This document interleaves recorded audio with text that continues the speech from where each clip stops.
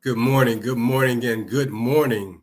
Happy Tuesday morning, January the 18th, 2022. One day after the great celebration of one of the greatest Americans to ever live in this world, on this planet, in this country. One day after Martin Luther King Day that we celebrate. Of course, you know his birthday is on January the 15th, but all in all, we paused yesterday for a moment to honor him in many, many different ways. So I welcome you to the Kitchings Table this morning. I'm your host, Earl Kitchings, here on Awesome Radio 106.9 FM, WBIS, and also on Facebook Live, Roku TV, and GPAC 23. We welcome you, as always, to our show. We like to give special thanks to Miss Akila Thigpen for allowing us to bring this program to you. Also like to give thanks to a person that is always there supporting me and giving me as much help as possible, Ms. Ronleen Kennedy. I'd like to thank her for all her efforts and all her help, because she is a major cog in this wheel. So our program and show for today, a day after we celebrated the birthday of Martin Luther King Jr., titled Liberty, Freedom, and Justice, Almost for All. Liberty, freedom, and justice, almost for all. We recall that Dr. Martin Luther King Jr. was a drum major. He was the drum major for the cause of social justice during a turbulent time of social strife in America. Back in the time of the 40s, 50s, and 60s, Dr. King was on the front line with several other of his lieutenants, Andrew Young, John Lewis, Ralph Abernathy, Jesse Jackson was there, many, many other people, religious leaders, politicians, entertainers, all in the fight for the cause of social justice in America, to get things right, to make things equitable and fair for all people in this country, not just people who have the same hue color as you and I, not the same color as those who are from another parts of this continent, in Mexico and Central America, even South America, the brown brothers and sisters, not even leaving out those who come from the Asian continent. Justice and fairness for all Americans, especially we don't want to leave out those Native Americans who paid the ultimate price and continue to pay the ultimate price. But we'll talk about them a little later in the show, in the pantry. You know, that's our segment where we bring you a little different flavor to our Kitchings Table. And, you know, the Kitchings Table is where we want to bring you our opinions and ideas about things going on in the country, in the world, just whatever we feel we want to talk about. That's what we bring to you here at the Kitchings Table. So today, our topic on our show for today is liberty, freedom, and justice, almost for all. So Dr. King was this drum major for social justice in America, and because of his efforts, which you could almost parallel in some respects to that of Nelson Mandela over in South Africa, although Dr. King didn't suffer the same consequences that Nelson Mandela suffered, their fight was the same fight: justice and equity, fairness for all people, underline all, because until there is fairness and justice and equity for all, there is no fairness, justice, and equity for anybody. Everybody suffers. Although you may think that those who have everything don't suffer, they will suffer in one way or another, directly, more importantly, indirectly, what happens to them. And we talk about those things here today because in looking at the news and seeing what happened yesterday in Washington, D.C., there was a march in Washington with the King family helping to lead the way, other Democratic politicians walking hand in hand, stride for stride with them to focus on the current issue of the voting rights in America for all Americans, not just people of color, because it's not about just people of color. It's about what's right and just for Americans, all Americans, any American. And this is one of the reasons why they marched. And it was a very beautiful thing because in addition to Martin Luther King III being at the point of this march and walking like his father did 60, 70 years ago. I'm sure everyone had an opportunity, if they did or did not, get a chance to see something about the civil rights era here in America when Dr. King was leading the charge for that. There's always something, no matter which program you look at, what show you look at, what piece of history that they bring to us on TV or on your social media if you don't watch TV, there's always something that we gain by watching these documentaries and these films about the life of Dr. King and those people who walked with him and helped carry the torch and walk with the banner of freedom and justice. They just wanted to be treated as anyone who has any decency in them wants to be treated with respect and decency. Treat me fairly. I'm not asking you for anything other than an opportunity, a fair opportunity. We must always emphasize fair and just because oftentimes fairness and justice and decency is left out of the equation. And it is truly my belief that if we treat each individual that we come in contact with just decency, you don't have to love them, just treat them with decency. Treat them as you would want someone to treat you. Then this country and the experiment of democracy would be getting better with time. So looking at the news and the fact that there was a march in Washington yesterday across the Frederick Douglass Bridge, another irony, Frederick Douglass was there with Abraham Lincoln during the time of slavery, but he was a free man living in the Northeast. They marched, hundreds and hundreds and hundreds of people in the cold weather of Washington, D.C., marched on the day where we celebrated Dr. King. They marched, and Martin Luther King spoke out.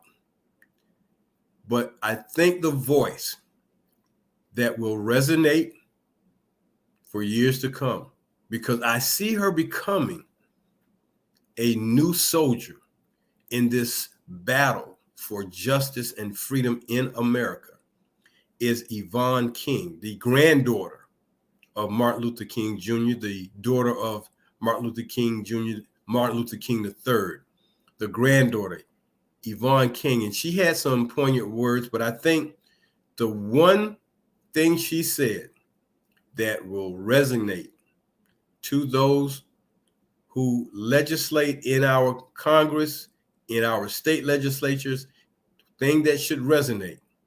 She said, don't celebrate, meaning don't celebrate my grandfather's life and times and, his giving of his life for America. Don't celebrate, legislate.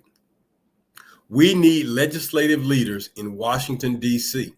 to come to the forefront and do some things to help turn the tide so that we don't go back to a time of long, long time ago when things were unjust, inhumane, and unfair. Yvonne King, remember the message. Remember the simple 3 words she said. Don't celebrate, legislate. Now, yesterday for me, it was a very rare time for me hearing Martin Luther King III deliver such a poignant and focused message to members of Congress in reference to the passing of federal legislation for voting rights for all Americans. I was a little concerned in 2016, 2015, when he went to visit the former president. I thought that was, I understand you may have been doing it for maybe helping to hear a cause. But what you see now is that what you did not help. So now here you are 2 years after he was removed from office to help try to make things applicable in this time. I see we got a live caller on the line, so I'm going to let that live caller come through if we can. Yes, good morning. I just like to tell you I agree wholehearted with you about it's like we're going backwards as a country instead of going forward. We need to legislate and not celebrate. And it's so sad that here we're talking about voting rights on this day when we should be further along. We shouldn't be at this point talking about voting rights. We should be way beyond that as a country. So I'm just going to continue to keep this country in prayer that we go forward. Well, thank you, caller. I do appreciate your sentiments and your thoughts. I appreciate you so much. I totally agree with you on everything that you're saying today.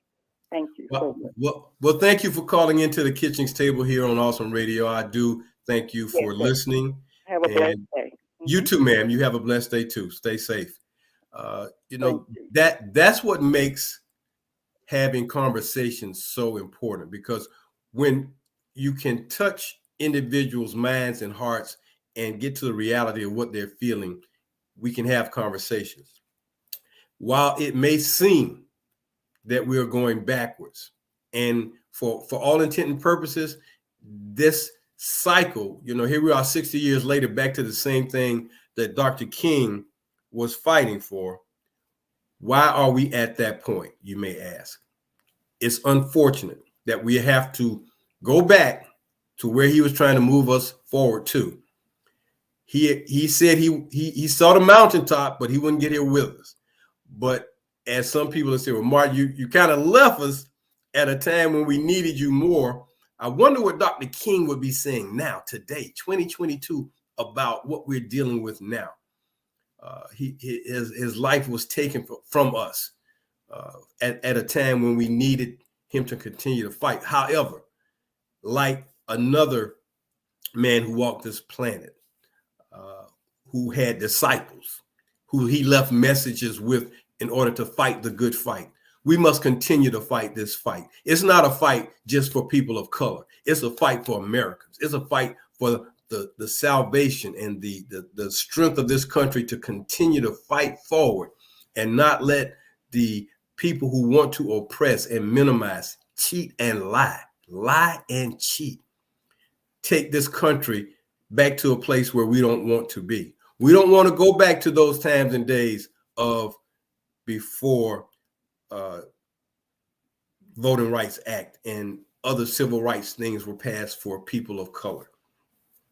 So as I was saying, listening to Martin Luther King III be so poignant with his message, it really pleased me. I was really happy to finally hear him speak, because I thought he was really subservient and was kind of this laid back, well, not so much laid back, but quiet individual who did not carry the banner for justice and freedom and things of that nature, civil rights, as his father did. But yesterday, Martin Luther King III, as we say in the sports arena, stepped up his game and called out congressional leaders to step up their game and do what is needed, what is necessary, what must be done. As the late Malcolm X said, by any means necessary. And I won't say it has to be a violent means, but it has to be done by any means necessary. So whatever we have to do to fight this fight, because there'll be those forces who want to do it the wrong way. They're going to want to use violence. They're going to want to cheat. They're going to lie. They're going to tell you all. There are people who listen to them, all these things. But some 70 years ago, Dr. King and many other Americans fought the fight to rid this country of the blight of injustice and hatred. And here it comes rearing its head back again. Here we are fighting this fight once again. Isn't it ironic that as we celebrate the drum major for our justice and freedom, that we are still fighting and still on that road? But if we must continue to fight the good fight, let us continue to fight the good fight. Find a way, make a way to vote, because it will be critically important that we vote in 2022 and 2024. As people of the good book like to say, the devil is busy. He's got a job too, and he's got his lieutenants and his soldiers out there doing things to minimize and keep people who want to be on the side of good and justice and right. They got to do their job. We got to fight harder. We got to fight smarter. And we got to beat them in this game, in this fight. So I'd like to bring to you two things about what we're fighting about in this time in 2022. The 14th and the 15th Amendments to the United States Constitution are part of what this fight is all about. And again, this is a fight about America and Americans.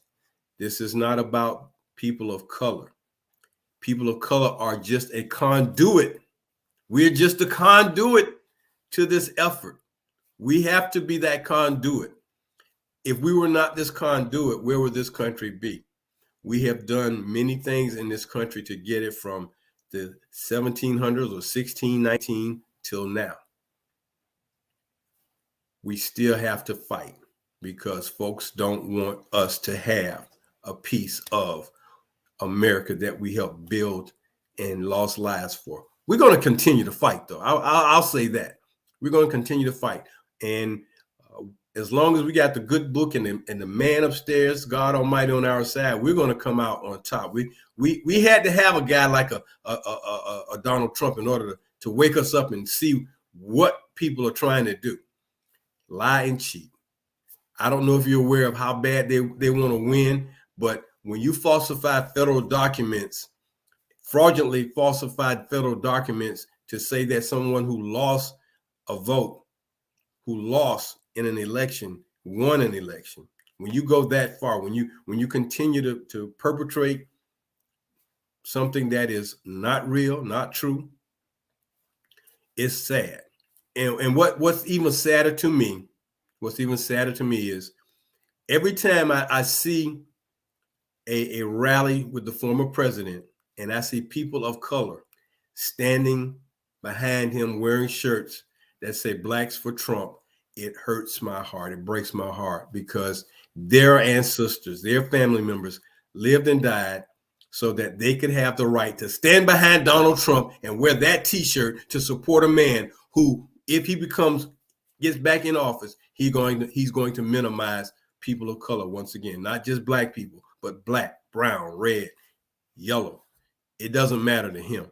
He just wants one color to be in charge, and that's not going to be how we stand up and fight this fight. But the 14th Amendment to the Constitution was ratified in 1868, and this is what it did. It granted citizenship to all persons born or naturalized in the United States, including former enslaved people, and guaranteed all citizens equal protection of the laws. Equal protection of the laws. One of the three amendments passed during the Reconstruction era to abolish slavery and establish civil and legal rights for Black Americans. It would become the basis for many landmark Supreme Court decisions over the years. The 14th Amendment granted citizenship to persons born or naturalized in the United States, because at one time it was said that a person of color, a black person, was only 3/5 of the person. How can you be 3/5 of a person? But that's the way they want to sway things. That's what they want to go back to. That's what they're really, don't believe the hype about what they're saying about, somebody's trying to take the country. They want to turn things backwards and go backwards. And then the 15th Amendment states this: the rights of citizens of the United States to vote shall not be denied or abridged by the United States or by any state on account of race, color, or previous condition of servitude. The rights of citizens to vote shall not be denied or abridged, which means abridged, interrupted, done things to keep you from voting, anything to stop the process by the United States or by any state. This is what is going on in this country right now. States are starting to come up with all these rules, regulations, laws, more importantly, the laws to keep people of color, more importantly, out of the mix for voting, which leaves a big hole in something that people in this country, Americans, are guaranteed. We have that right. We have the right to vote. That is part of our Constitution. But there are people who don't want to follow the rules. How do you teach your children fairness if you're going to act in a way that you cheat? You can't be fair and cheat at the same time. It does not work. How can you teach your children that? Because when unjust or injustice and unfairness is done to your child or done to you, you want your way, or you want your time to be heard. You want to be heard. You want someone to speak out.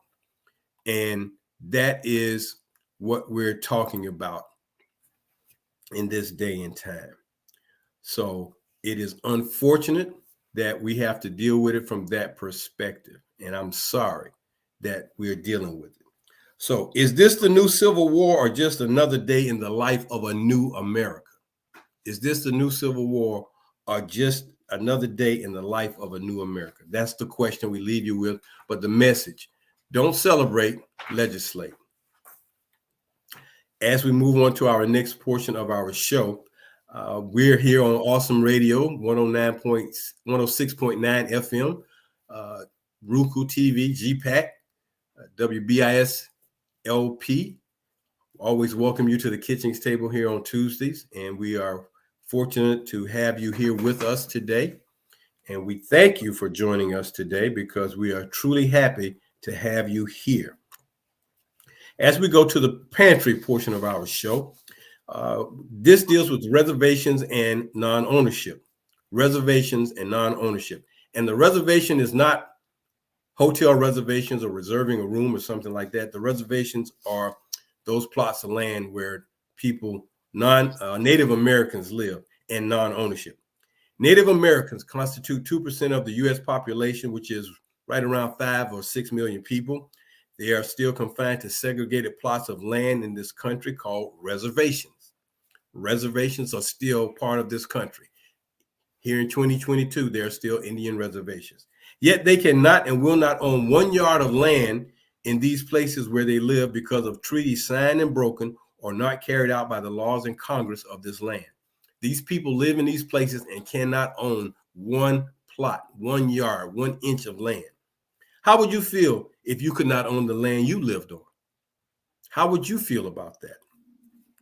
That's what these people are going through. That's what they've been going through for many, many years, and it's unfortunate. Their plight is one that is rarely discussed, spoken of, or given news attention, or congressional fight to make their situations better, like the fight we currently undertake in 2022. We rarely hear about those individuals who are the true Americans, the ones who were here before anybody got here, who had this land before anybody decided to divvy it up and cut it into states. They were here. They helped people when they came here. They've always been people of support and help, people who believe in a higher spirit, but yet they've been abused and continue to be abused. Where are the reservations, you may ask? Where are the reservations? They're sprinkled in a lot of states throughout the country. Sprinkled. And when I say sprinkled, that means they have small places, small areas that they are living in. However, but they are primarily with large portions of land, large reservations in states, the states of Alaska, Oklahoma, North and South Dakota, and New Mexico. That's where you'll find a large portion of our Native American population living.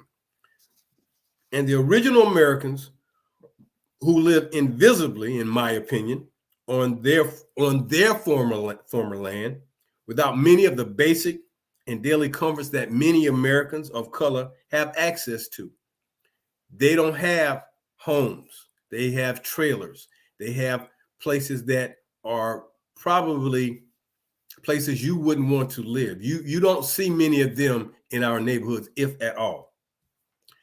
They just don't have that access. And true, it may have been a time where they were wanting to keep their culture and their rituals, so they fought a good fight not to do what was going on. However, the one thing we must take into account is this: they are the true Americans. They were here. They are the Native Americans, and they are truly being mistreated. We want justice and fairness and equality for all. They should also continue to be included in our efforts. Healthcare and reasonable opportunities for a decent education are also part of what these individuals deal with on a regular basis. And this, again, is an unfortunate part of what we're dealing with. So reservations and non-ownership is what we're talking about in the pantry. So I want to give you something to really, really think about as we talk about this particular subject matter. So, as many of you give a moment to consider their situation,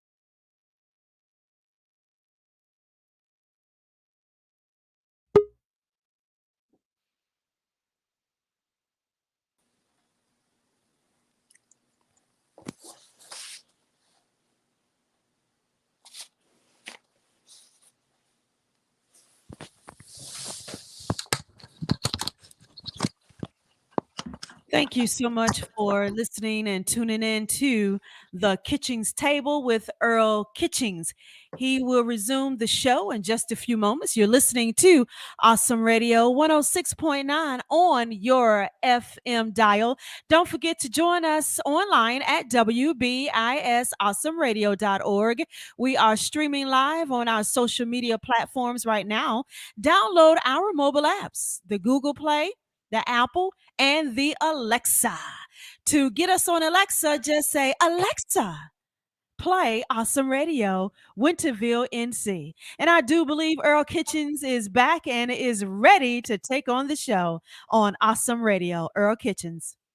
Thank you. I apologize for the technical issue we just had, but once again, I'm going to go back to my comment about reservations and non-ownership in the pantry portion of our show. So as you give a moment to consider the situations of Native Americans, I want you to consider the irony of these Americans as it relates to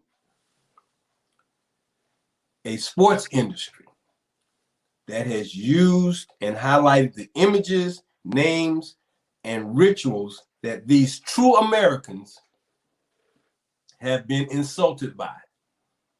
And I know you may be saying, well, Earl, what does that have to do? Well, it has to do with the fact that we're talking about justice, equality, and fairness. So I want you to just think about Native Americans and their plight in America. You don't see them, they're invisible. The true Americans are invisible in this country. Their representation is minimized. Their living conditions are minimized. Their opportunities are minimized. They are kept, although they may want to stay on their land that they were forced to live on hundreds of years ago, or back in the 1800s. The injustice and unfairness that they continue to have perpetrated on them is still injustice. And if Dr. King was truly a drum major for justice for all, then I want to just bring this particular irony to your attention. And it connects to the sports industry. So we have these true Americans, Native Americans, Indians, that we tend to have called them for many years. But I want you to think about this. When we have our sporting events and the fans are doing the team chants, those were the same sounds and the way it sounded in the movies when Native Americans, so they portrayed, were ready to go to war. War chants, team chants. I want you to just think about it and visualize the image of people at games, football games, baseball games, doing the chants to the beat of a drum to inspire their teams to win a game. Native Americans, that's part of their ritual. Isn't it ironic that people who minimize them, don't see them, use their chants to want their teams to win a game, but they don't see or feel anything about the people who they are emulating with that particular ritual. War chants, team chants. You know the ones I'm talking about. The drum beat, tomahawks or tomahawk chops. Tomahawk was basically like an axe, or hatchet. A hatchet more was the tool, a hatchet in today's time, but it was called a tomahawk. It was a bladed piece of rock that they sharpened, or iron ore that they sharpened and attached to a stick and use it as a weapon of war. Tomahawk or tomahawk chop. You see where I'm going? The war chant, tomahawk chop. Team chant, war chant, tomahawks, tomahawk chop. All rituals of Native Americans. Then the names: chiefs, braves, Indians, redskins. Chiefs, Indians, braves, redskins, or savages. The names of our sports teams: the Chiefs, the Braves, the Indians. They used to be the Redskins or savages, because in the movies, that's what they would call our Native Americans in times of battle, or when something was being taken away from them, or they were having injustices perpetrated on them. They were called savages. But yet we call our sports teams the nicknames of Native Americans: Chiefs, Braves, Indians, Redskins. Come on, folks. Why don't we have a team called the Savages? Okay, that wouldn't go over well. But those other four names, they've been used quite a bit, and two of them continue to be used. The Washington football team got rid of their moniker and their nickname. I think the most interesting irony was that the football team in the nation's capital, was formerly nicknamed the Washington Redskins.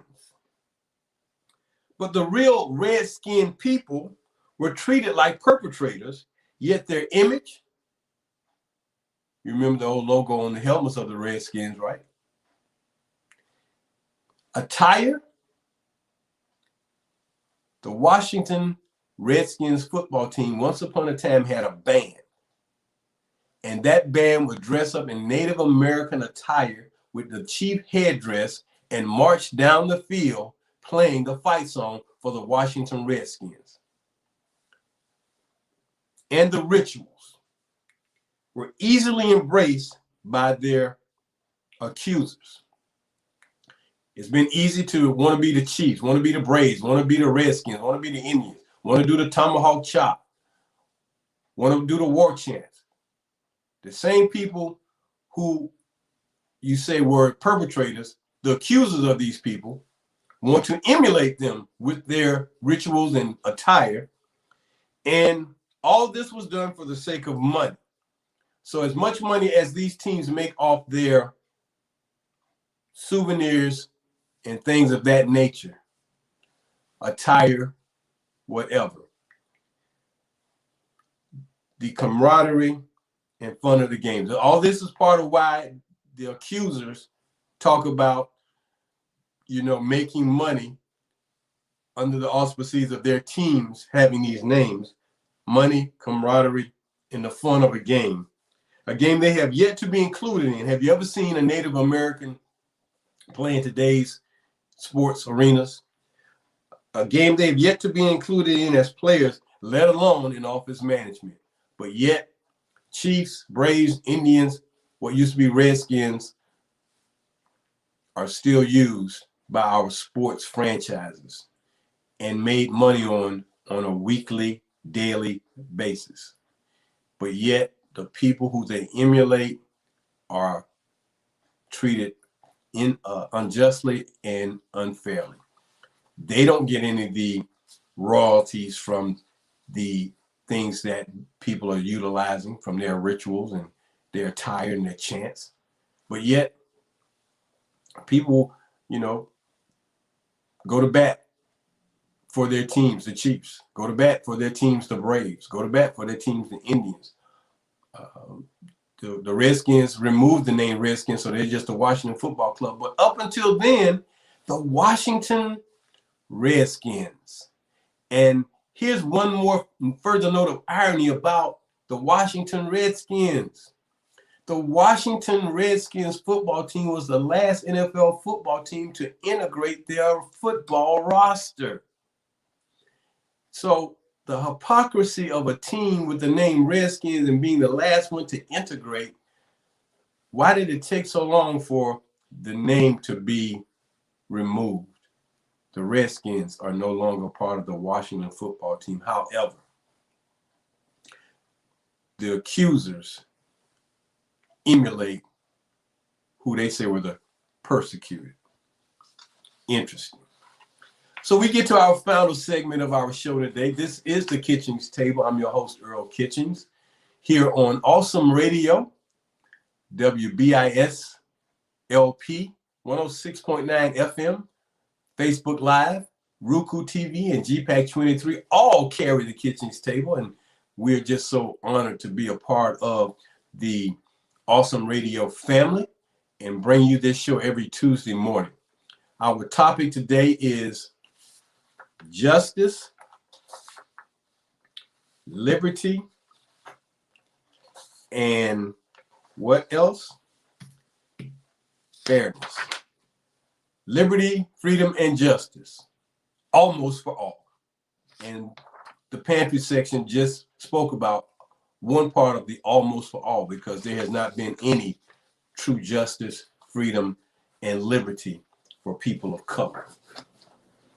So we move on to our second segment of our show today, and we're going to be talking about two things.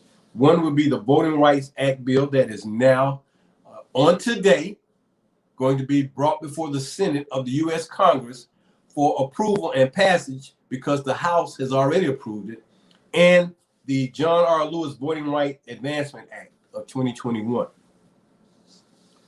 So the Voting Rights Act under the U.S. legislation in 1965 aimed to overcome legal barriers at the state and local levels that prevented African Americans from exercising their right to vote under the 15th Amendment that was passed in 1870 to the Constitution of the United States. The act significantly widened the franchise and is considered among the most far-reaching pieces of civil rights legislation in U.S. history. So you can see we've been fighting this fight for over 100, going on 130 years. Shortly following the American Civil War from 1861 to 1865, the 15th Amendment was ratified, guaranteeing that the right to vote would not be denied on account of race, color, or previous condition of servitude. Soon afterward, the U.S. Congress enacted legislation that made it a federal crime. And for those of you who don't know this, if you are charged with a federal crime, you must do every day, second, hour that you are incarcerated. You don't get probation if you are charged with a federal crime. So it made it a federal crime to interfere with an individual's right to vote, and that otherwise protected the rights promised to former slaves under the 14th Amendment that was passed in 1868. In some states of the former Confederacy, thank goodness, some of those things have been removed, but there are still those who have their feelings for that particular institution. In some states of the former Confederacy, African Americans became a majority or near majority of the eligible voting population. African American candidates ran and were elected to office at all levels of government. So we've covered the gamut almost.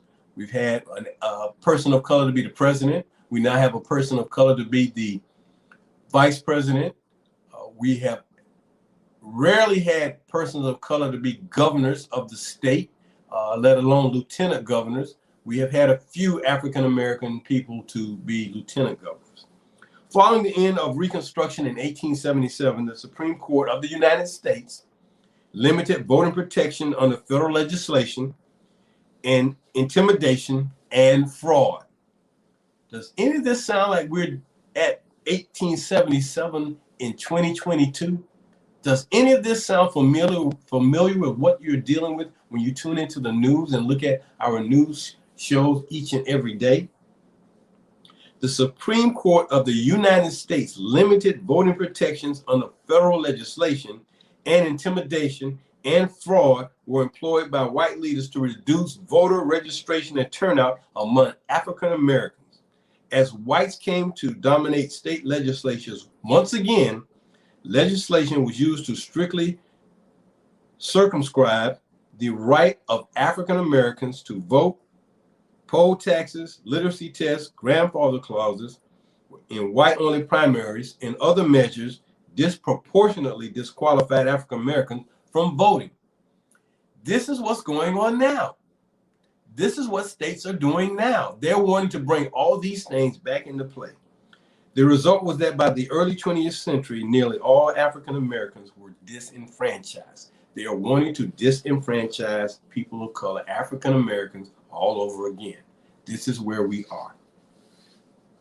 Now, in an effort to move this needle forward, to make the effort that Dr. Martin Luther King Jr. fought so valiantly for, who gave his life for, who others have given their life for, who have gone to jail for, John R. Lewis, former Georgia Congressman John R. Lewis, who was one of the lieutenants of Dr. King, wanted a new bill to be passed, and it is titled now the John R. Lewis Voting Rights Advancement Act. And this bill establishes new criteria for determining which states and political subdivisions must obtain pre-clearance before changes to voting practices may take effect.